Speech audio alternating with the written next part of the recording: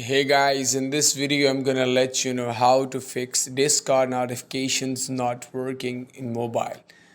Simple, first of all you need to log in your account into the Discord app. Simply open the profile, here you can see the menu bar, press on that.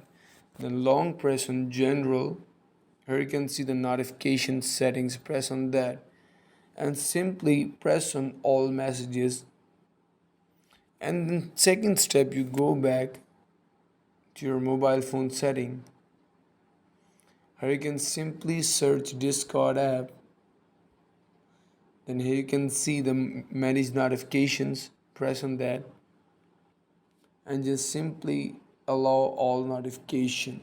Now your problem of Discord notification not working will be solved. That's it. I hope this video is beneficial for you. If you like our video, don't forget to like, share and subscribe our channel. Thank you so much.